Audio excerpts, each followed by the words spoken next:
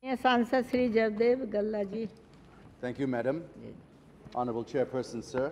Madam, I want to inform you first, before starting my speech, that one of the companies that I lead as chairman, Amar Raja Batteries Limited, is an energy and mobility company. And this bill is quite close to the area in which we operate. Therefore, I request you to be a little flexible with the time, as I am sure the minister and the government will find the inputs useful.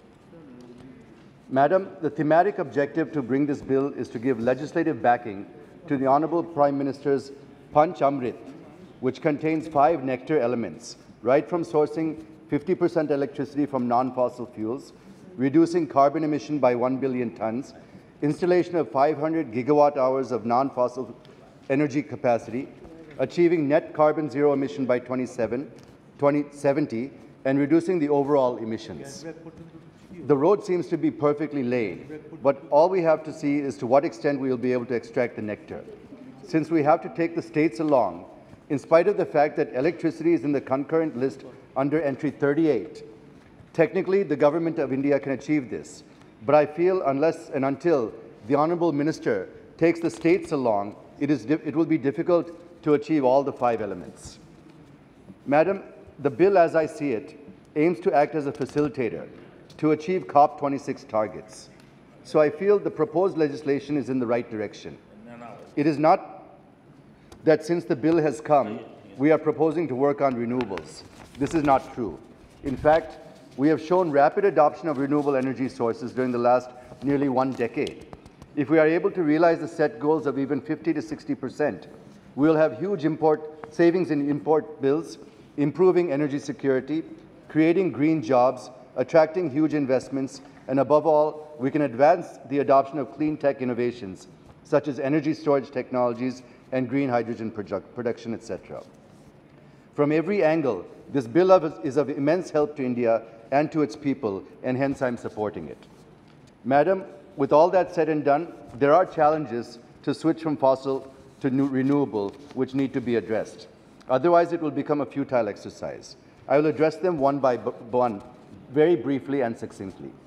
The first challenge, as I see it, is that we need policy consistency. If you look closely, the regulatory framework and procedures are different in every state because they define their respective renewable purchase obligations. This creates higher risk of investment in this sector. Secondly, the policies are applicable for just 5 years, which will create investment risks, and biomass sector doesn't have a comprehensive framework, as my colleague just mentioned. The delay in payment by the State Electricity Regulatory Commission to the developers imposes debt burden on the developers as well.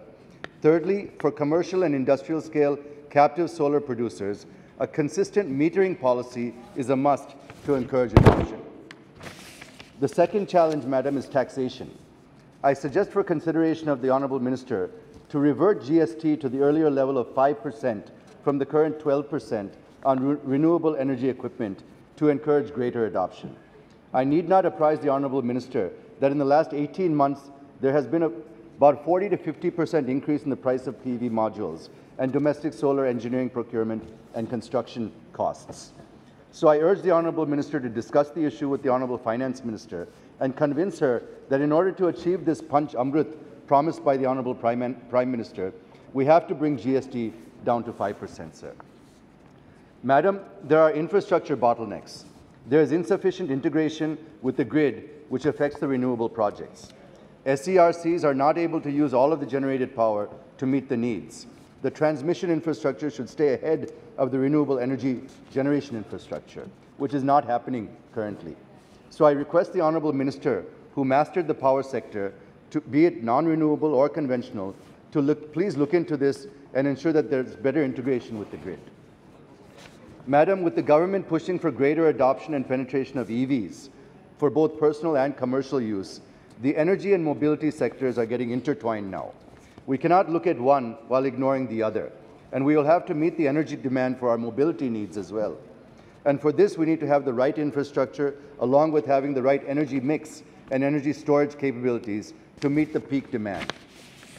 If we are to leapfrog the present 3 lakh EVs in 2021 to what is proposed under the Electric Vehicle Opportunity Report in 2021, and electrify 70% of commercial vehicles, 30% of private cars, 40% of buses, 80% of two-wheelers, and 100% of three-wheelers by 2030, we will need a strong push to develop the required infrastructure.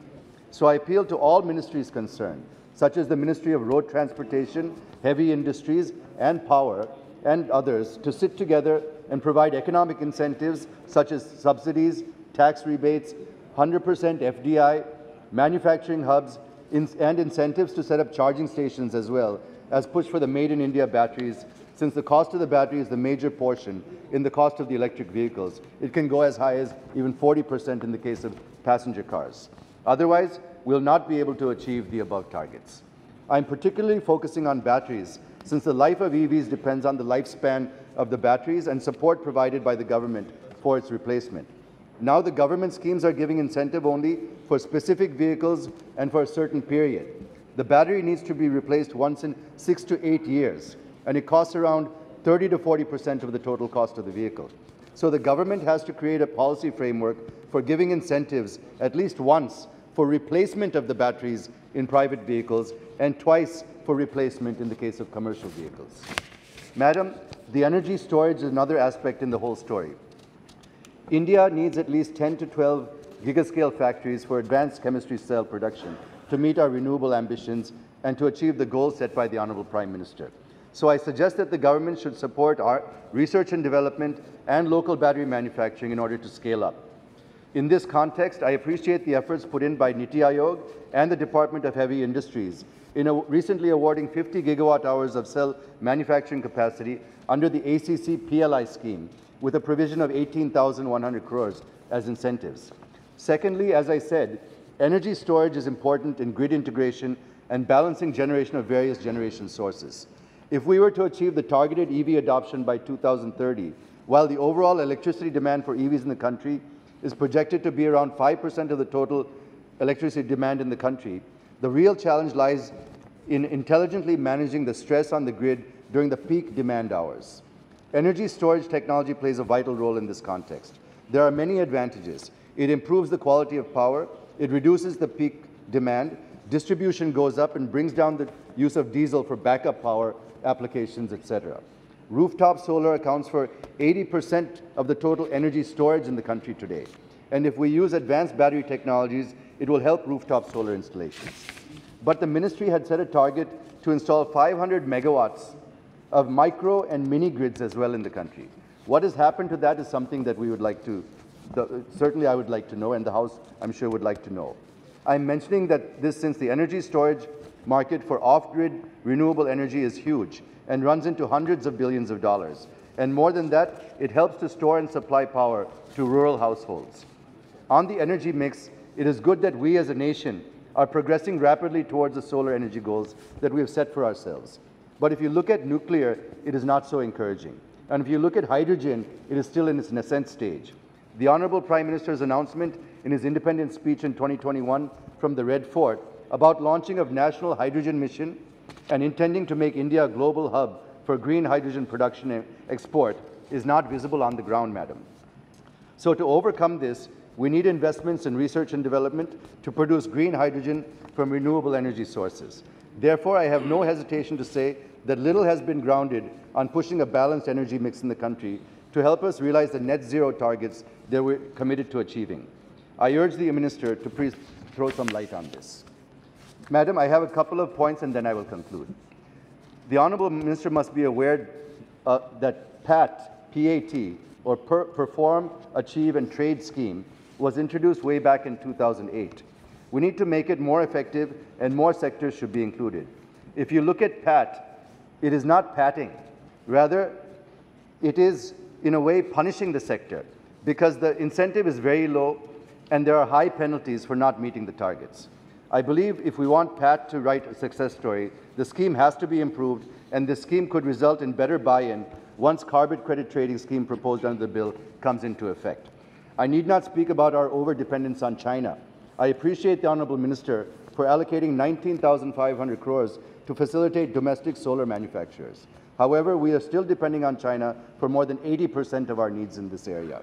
I feel we need to include provisions to bring wind energy mini hydro, and biomass as alternate energy sources. These hybrid models would also help availability of alternative sources and lead to faster adoption. Madam, land is a scarce resource. Mechanism for faster land allotment to developers is also the need of the hour. And other environmental impacts like water required for solar installation needs to be examined. Most solar plants in wastelands are in highly water-stressed areas. We must also look into waste disposal guidelines to understand the overall cycle life and life cycle cost for better decision making. In the budget speech, the Finance Minister announced that the government will bring battery swapping policy to boost the use of electric vehicles. Secondly, the Government of India also said that it will issue sovereign green bonds to reduce carbon intensity of the economy and to give access to industry to a large pool of money for energy transition. I request the Honourable Minister to please throw some light on what is the present status and what plans he has on these. With these observations, I conclude my submissions and I support the bill. Thank you very much.